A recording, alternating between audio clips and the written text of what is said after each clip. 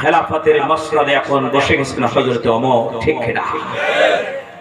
এই পৃথিবীতে যার সবচেয়ে বেশি গুরুত্ব তার সবচেয়ে বেশি শত্রু, ঠিক কিনা? কোরআনের পাকের গুরুত্ব ছিল বেশি, তাই তার শত্রুতা করেছে বেশি, ঠিক কিনা? হযরত ওমরের গুরুত্ব বেশি ইসলামের জন্য, কাফেরদের কাছে গুরুত্ব তাকে অপমান করার জন্য।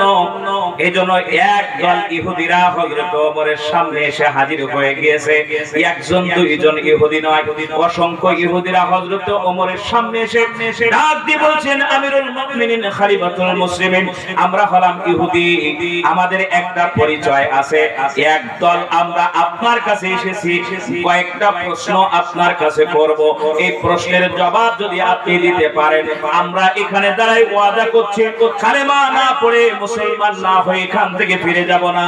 আর প্রশ্নের জবাব যদি না দিতে পারেন তাহলে শুনে রেখে দিয়ে যান, আমরা এই কথা প্রচার করব আল্লাহর নবী হলো ডাইরেক্ট 2 নাম্বার, কোরআন 2 নাম্বার, ইসলাম 2 নাম্বার, ঈমানদাররা 2 নাম্বার। অতএব আপনি যদি প্রশ্নের জবাব দিতে পারেন, আল্লাহর নবী 1 নাম্বার, কোরআন 1 নাম্বার, ইসলাম 1 নাম্বার, ঈমানদাররা 1 নাম্বার। আল্লাহ পাকের বান্দা ডাক দিয়ে বলেন, আল্লাহ রব্বুল আলামিনের বান্দারা প্রশ্ন করবা করো, কিন্তু আমাকে একটু সময় দিতে হবে আল্লাহ রব্বুল আলামিনের সাথে কথা বলা।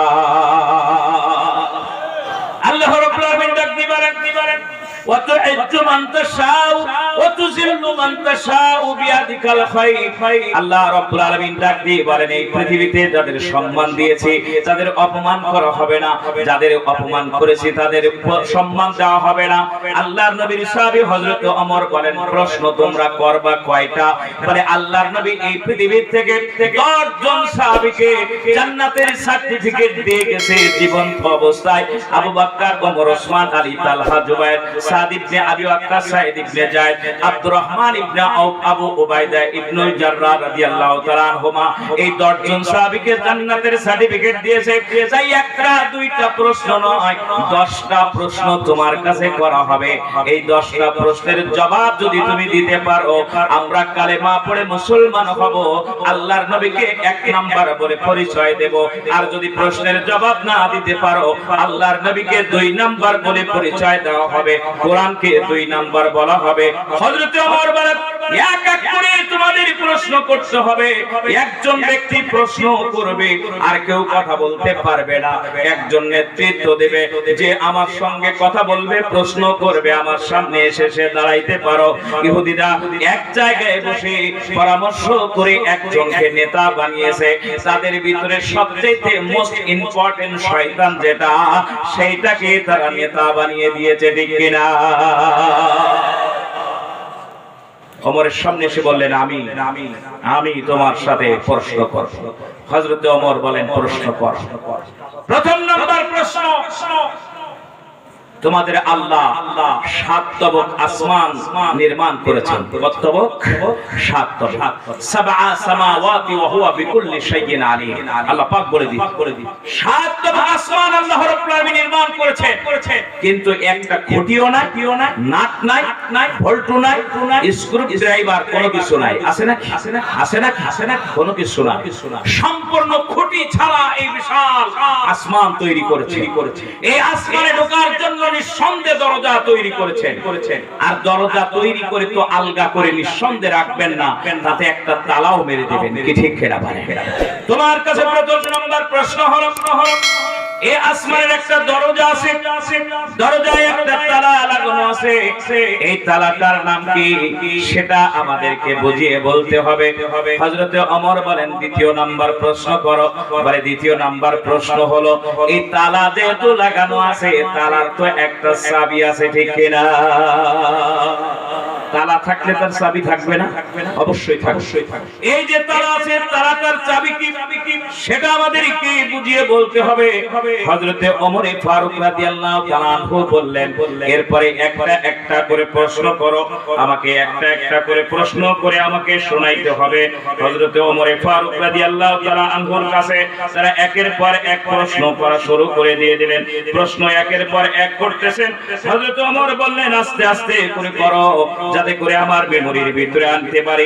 3 নাম্বার প্রশ্ন করো বলে 3 নাম্বার প্রশ্ন হলো কবর তার সঙ্গীকে কোথায় নিয়ে গিয়েছিল, এটা তোমাকে বলতে হবে। 4th নাম্বার প্রশ্ন করো, 4th নাম্বার প্রশ্ন হলো তিনি কে, যিনি তার সম্প্রদায়কে সতর্ক করেছিলেন, কিন্তু তার সম্প্রদায় কোনো মানুষও ছিল না, কোনো জিনও ছিল না। তাহলে সেই সম্প্রদায়টা কি ছিল এবং কে তাদেরকে সতর্ক করেছিল, এটা তোমাকে বলতে হবে। 5ম নাম্বার প্রশ্ন করো, মানে 5ম নাম্বার প্রশ্ন হলো এই পৃথিবীতে 5টা নিয়ামত আল্লাহ রাব্বুল আলামিনের জমিনের উপরে ঘুরে বেড়াচ্ছে, হেঁটে চলে বেড়াচ্ছে, কিন্তু এই 5টা নিয়ামত কোন মায়ের পেট থেকে এই পৃথিবীতে আসে নাই। তাহলে এই 5 জন কোথা থেকে এসেছে জায়গাগুলো বলতে হবে এবং তাদের পরিচয় বলতে হবে। বলে 6 নাম্বার প্রশ্ন করো, 6 নাম্বার প্রশ্ন হলো এই পৃথিবীতে একটা প্রাণী আছে যেটা যুদ্ধ করার জন্য প্রয়োজন হয়, কাফের বেঈমান হোক আর ঈমানদার মুসলমান হোক প্রত্যেকেরই প্রয়োজন হয়। সেই প্রাণীটার নাম হলো ঘোড়া।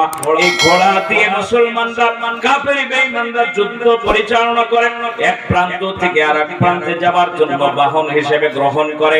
এই ঘোড়ার একটা নিজস্ব ডাক আছে, এই ডাক দিয়ে ঘোড়া তার ডাকের মাধ্যম দিয়ে কি প্রকাশ করে, কি বলতে চায়, এটা তোমাকে বলতে হবে।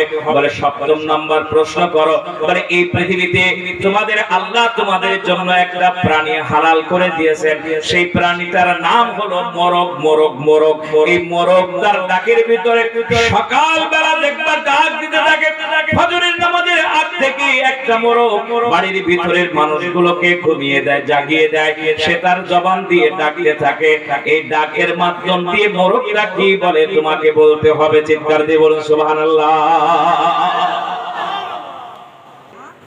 ইহুদিরা বললেন 7ম নাম্বার প্রশ্ন হলো মোরগটার ডাকের মাধ্যমে কি বলে, এটাকে আমাদেরকে শোনাইতে হবে, বলতে হবে।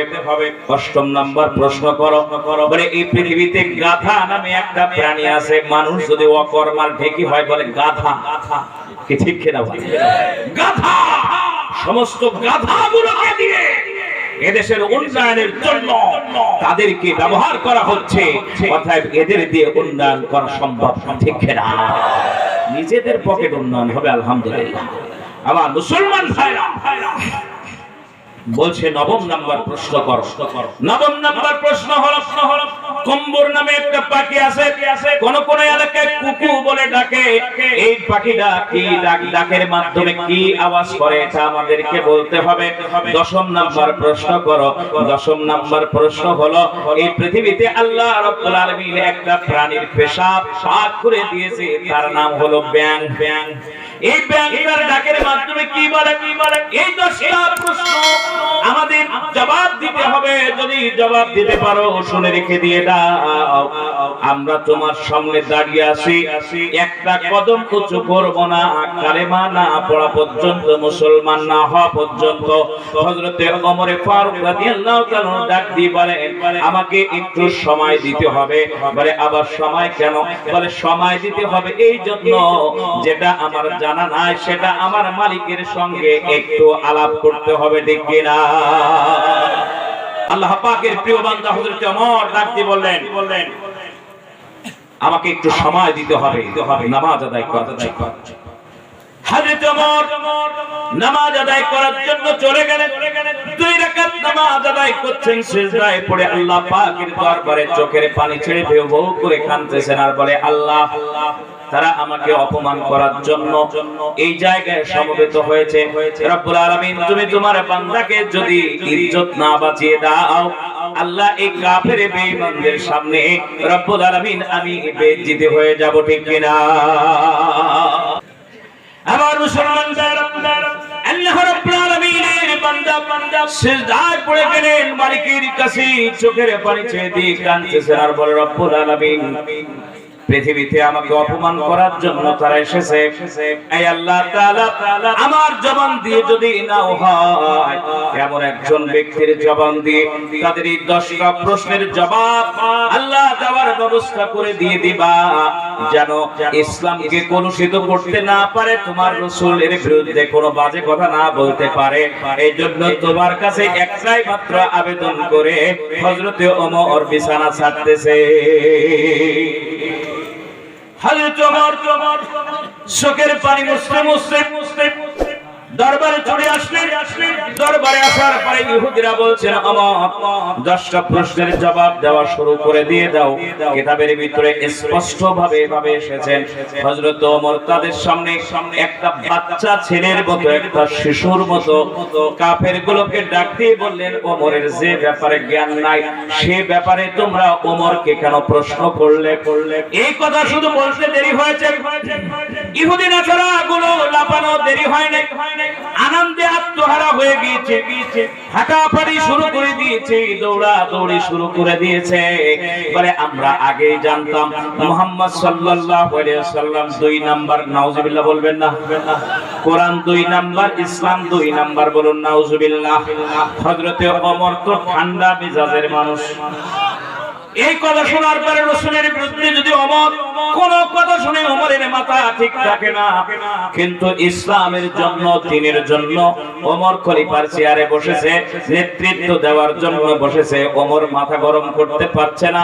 ওমর অত্যন্ত একটা শান্ত মানুষের মতো সবকিছু হজম করতেছে। ইহুদিরা সামনে লাফালাফি করছে। হযরতে ওমরের পাশে আল্লাহ রাব্বুল আলামিনের নবীর একজন জলিলুল কদর সাহাবী ছিল।